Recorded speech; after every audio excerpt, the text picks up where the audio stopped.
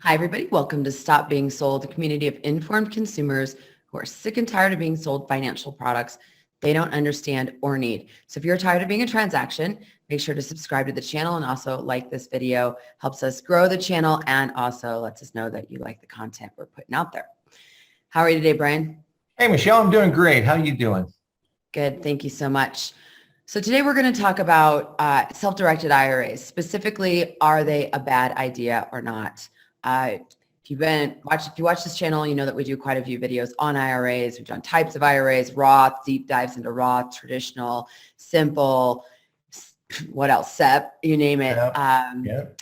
And we've been talking a lot about self-directed lately as they're becoming more popular. You see them you see commercials, you hear people talking about it, mainly because they allow you to invest into assets not allowed in most traditional IRAs.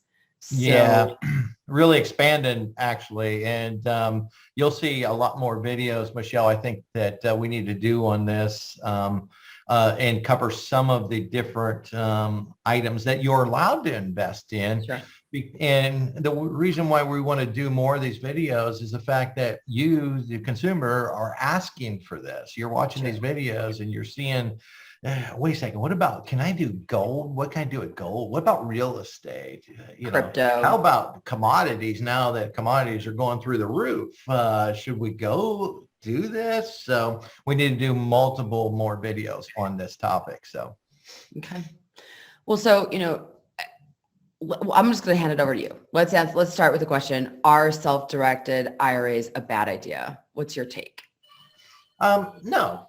And it's funny why I should say yes, because as an advisor, why would I want to push you away from investing through us, right? But no, they're not a bad idea. And especially if you understand a little bit about investments, and this is how you learn, and they're different asset class that the traditional brokerage might not allow you to invest in anyways. So why wouldn't you want to diversify a little bit and bring on a self-directed IRA to invest in stuff that you may know more about than the broker? Sure. Right. Okay. Well, let's just quickly back it up. I mean, we mentioned it earlier, but a self-directed IRA by definition is one that you direct the investments in. That's important for everyone to know. This means you are in the driver's seat. You are making the decisions on what's going on. And so let's go through what types of assets you can put in self-directed IRAs that you may not be able to find in traditional. You mentioned real estate. We talked about crypto. Yeah, real estate, crypto, commodities like gold, silver, palladium, and other commodities, even like lumber. It's like, okay, that's different, but there's a big demand for it right now. Sure. If you're a home builder or a self-directed IRA that tracks lumber might be a good option for you, right?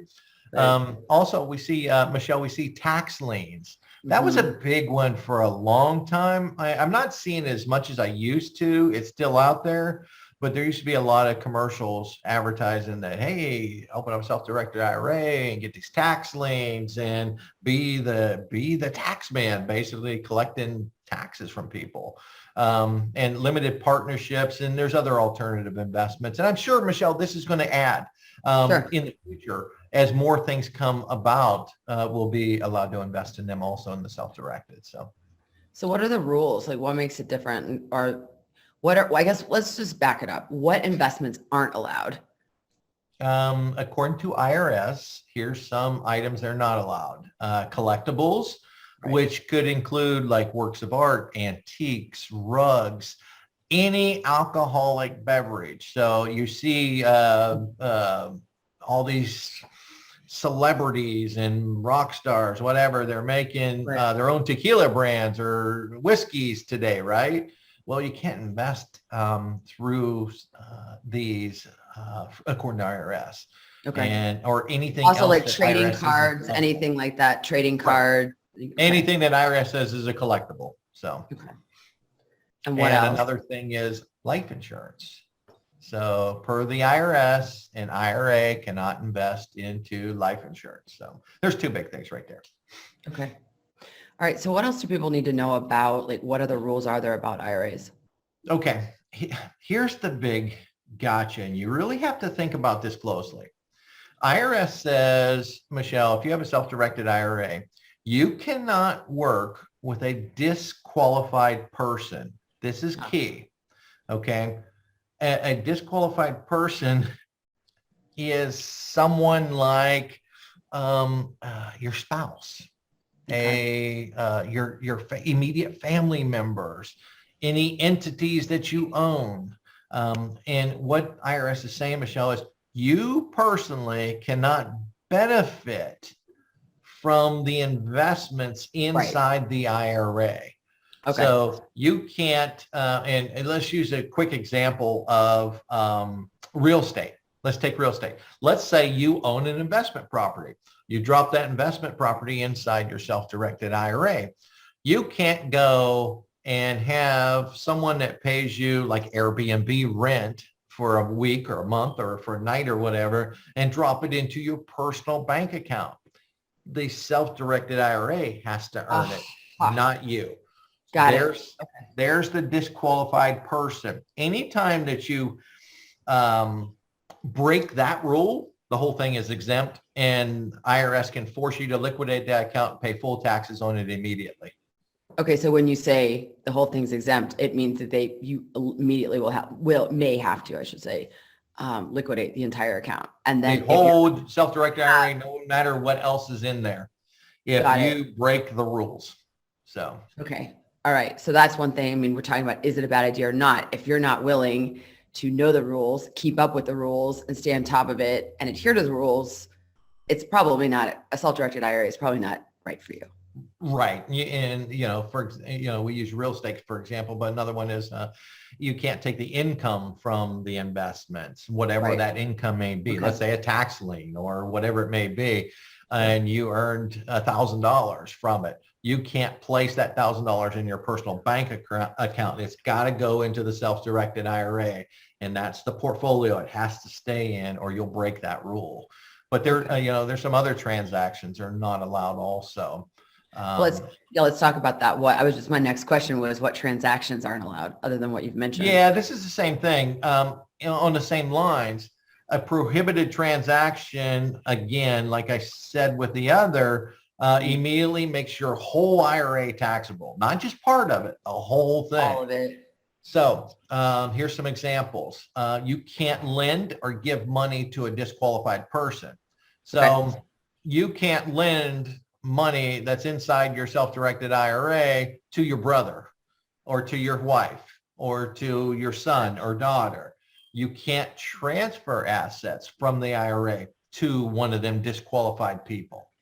Now, and you can't sell assets that you already own personally to the IRA, meaning like you can't sell that investment beach house that you have over here on the coastline to the IRA because you personally profited from that. So okay, got it. All right. So what are some, other than a negative is you have to really know the rules, what are some negatives of, I mean, really that can really hit the big one right there. You said it right. Prohibited transactions can immediately make an IRA taxable, which if you're under 59 and a half, you're going to pay that's a lot. And then the penalty.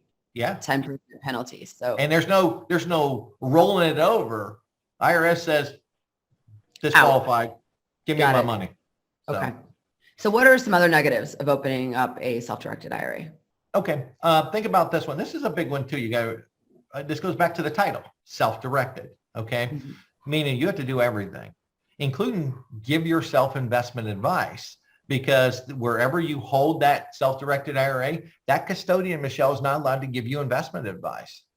So I don't open up self-directed IRAs for consumers because it's kind of a moot point because I'm not allowed to give investment advice on that portfolio. So why open it with me and pay me a fee for it, if that makes sense? So you've got to do it all yourself. There's the big one. Higher fees also depending on the custodian and where your assets are held. So be careful when you're shopping around for compare the cost structure of each one of these self-directed IRA custodians. Think about this. Another negative is what if the assets that you held in there are less liquid?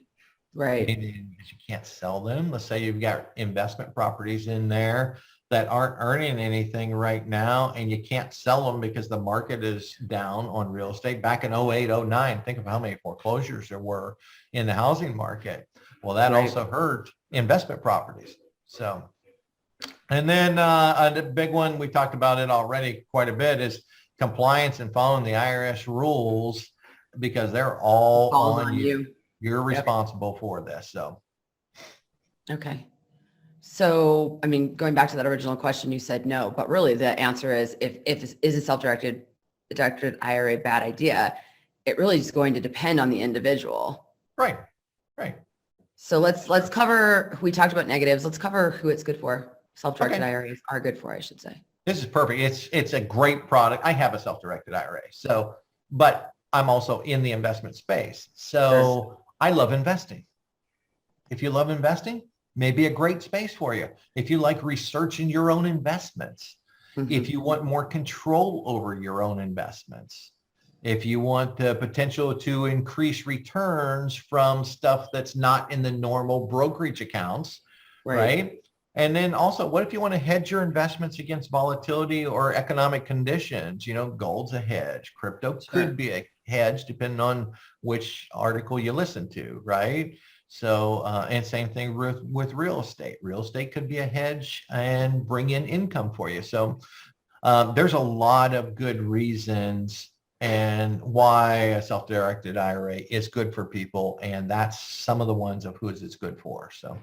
Okay. And so on the flip side, who it's not good for, we've talked about this.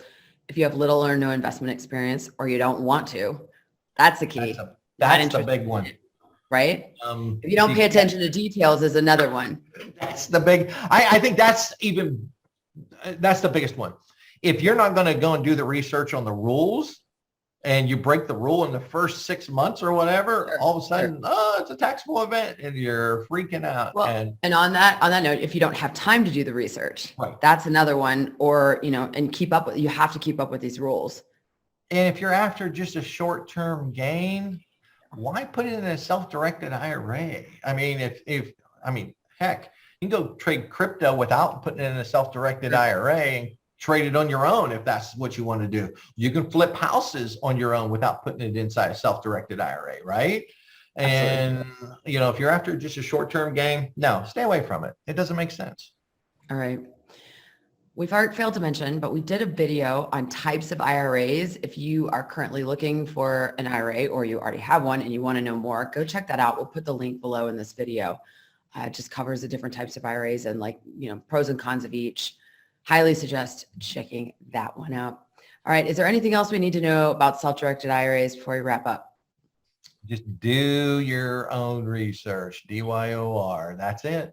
That's it. Stay tuned for more updates from us, and we'll cover some other assets that are allowed to be inside self-directed IRAs in the future. All right. Thanks, Brian. Thanks, everyone, for watching. If you like the content of this video, hit that like button, and also don't forget to subscribe. Thanks, everybody, for watching.